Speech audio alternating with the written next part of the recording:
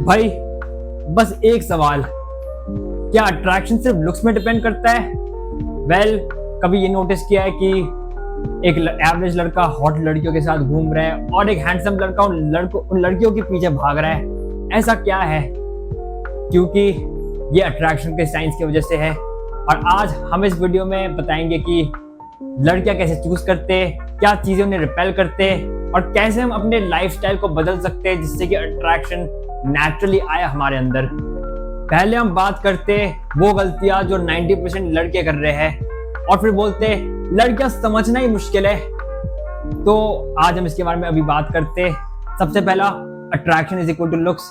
आई know looks matter करता है, लेकिन अगर तुम एक लड़की का फेस और बॉडी पसंद करते हो, लेकिन अगर वो तुमसे बात करने आए और वो मुंह खोल कर ही बोरिंग बातें बोलती है, तो क्या अट्रैक्शन ज्यादा देर तक टिकती है?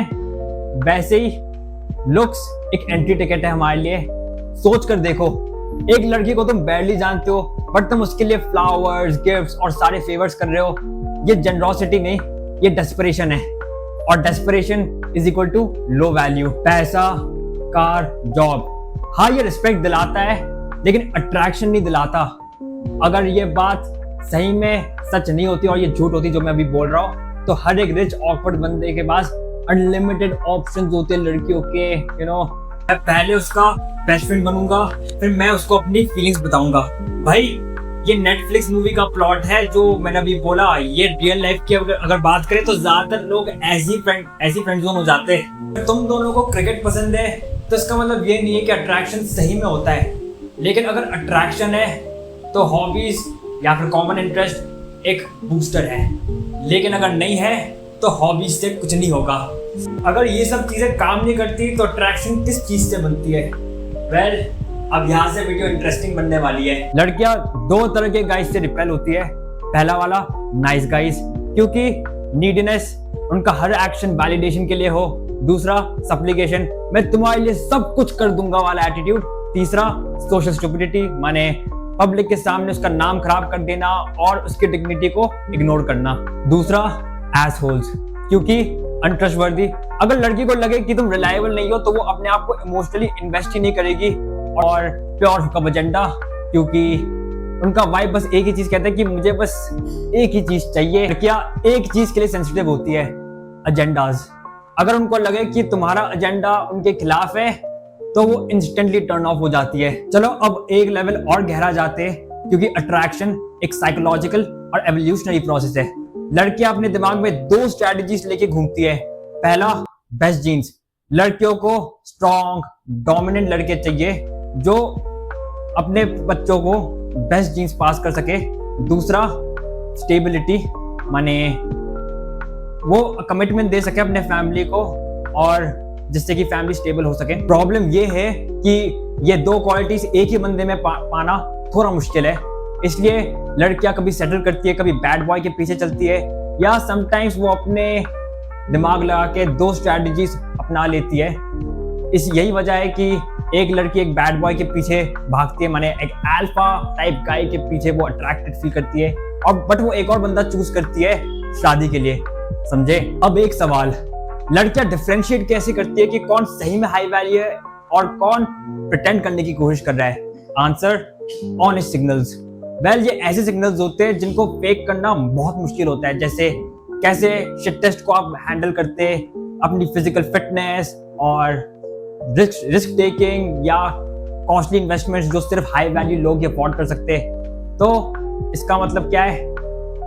फेक करना इज इक्वल टू अनअट्रैक्टिवनेस। तो इसका मतलब क्या है? Easy to fake equal to unattractive, difficult to fake is equal to highly attractive. लड़कियां तुम्हारे शब्दों से रिएक्ट नहीं करती, तुम्हारे वाइब से रिएक्ट करती है। एक बंदा कॉन्फिडेंट टोन में बात कर रहा है और दूसरा बंदा नर्वस टोन में बात कर रहा है, दोनों के रिजल्ट्स बहुत अलग है। सब कम्युनिकेशन का मतलब है तुम्हारा बॉडी लैंग्वेज, तुम्हारा टोनैलिटी और तुम्हारा रिदम। अगर लड़कियां उन्हें ही चूज करते हैं जिनका सब कम्युनिकेशन काफी अच्छा है, इवन अगर उन्हें कॉन्शियसली समझ ना आए। अब बात करते हैं एक डेंजरस वेपन की, सोशल प्रूफ। जब लड़कियां देखती है कि लड़कियां तुम्हारे साथ कंफर्टेबल बैठी है तो तुम्हारा वैल्यू तुरंत ऊपर हो जाता है। इसलिए सेलिब्रिटीज और परफॉर्मर्स परफॉर्म करते हैं अंडर सोशल प्रेशर। और इसको तुम्हें फेक करने की जरूरत नहीं है। अपनी लाइफ ऐसी बनाओ जहां तुम्हारे दोस्त हो और जहां लड़कियां हो, और उन लोगों के साथ रहो जो तुम्हें वैल्यू देते हो। इन 3 चीजों को समझो। पहला, कॉम्पिटेंस। अगर तुम किसी भी स्किल में एक्सपर्ट हो, चाहे वो बिजनेस हो, म्यूजिक हो, it signals intelligence and abundance. लड़कियों को लगेगा कि तुम केपेबल हो। दूसरा, frame control.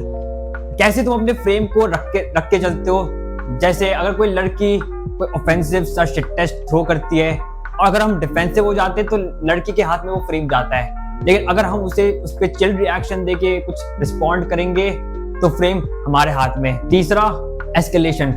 Escalation without attraction is equal to friend zone.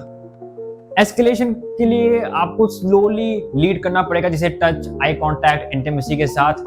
इस स्किल को यूज करोगे तो फिर इसका मतलब ये होगा कि आप केपेबल हो ये सब करने के लिए। फर्स्ट इंप्रेशन बहुत मैटर करता है। तुम्हारा स्टाइल, तुम्हारा ग्रूमिंग, तुम्हारा पर्सनालिटी या प्रेजेंटेशन लड़की के सबकॉन्शियस में बस जाता है।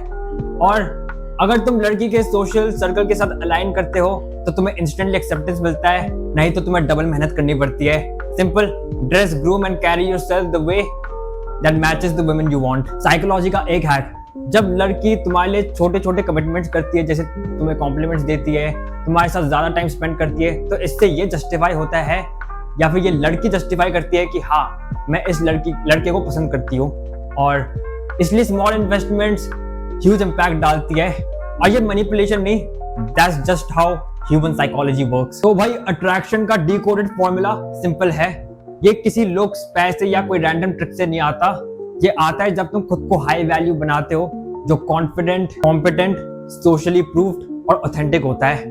और जब तुम हाई वैल्यू बनते हो तो अट्रैक्शन नेचुरली अपने पास आती है।